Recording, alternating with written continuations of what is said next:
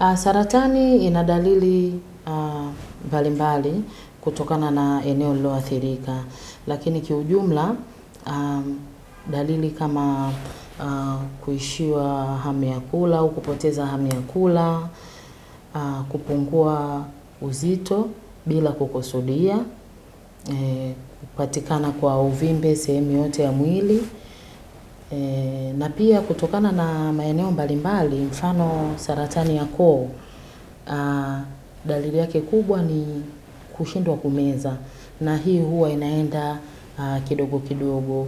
Mwanzo mtu anashindwa kumeza vyakula vigumu, ikienda hivyo hivyo kwenye vyakula vilaini mpaka vyakula vya maji. Kwa upande wa matiti, upatikanaji wa uvimbe kwenye sehemu za matiti, kubadilika kwa ngozi ya matiti, kutokea uwekundu, kutokea na ganda la chungwa, kitu kama ganda la chungwa kwenye ngozi, maumivu, hizi zinaweza zikawa miongoni mwa dalili za saratani matiti. Tukija kwenye upande wa mlango wa kizazi, maumivu baada ya tendo au wakati wa tendo, kutoka damu baada ya tendo, kupata damu ukeni baada ya kukomea siku zako, au kupata damu kwenye mwezi mbali na siku zako za hedhi. Okay, so hizi ni dalili chache ambazo zinatokea kwa wagonjwa wengi walioathirika na hii changamoto ya saratani. Watu wengi wamekuwa wakipuuzia hizi dalili. Hii imepelekea watu wengi kufika hospitali wakiwa kwenye hatua mbaya ya ugonjwa kwa sababu ya kupuuzia hizi dalili ndogo ndogo zinazowapata.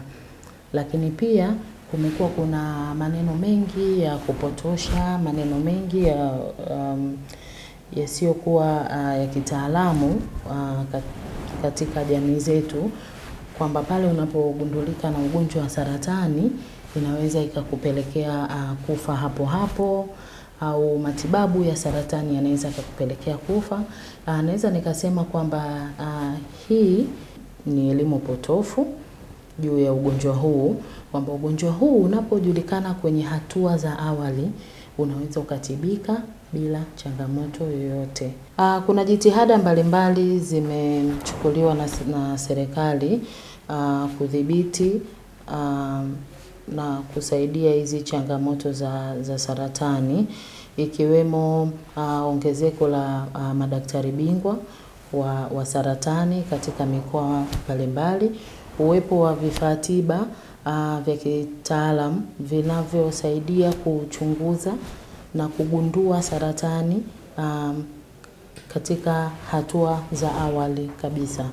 Lakini pia kuna uchunguzi wa bure wa saratani hasa za kina mama katika hospitali mbalimbali ikiwemo Mount Meru. Napenda kutoa ujumbe wangu kwa wananchi kwamba ugonjwa wa saratani au kansa ni ugonjwa wa kibiolojia ambao hauna mahusiano na imani potofu.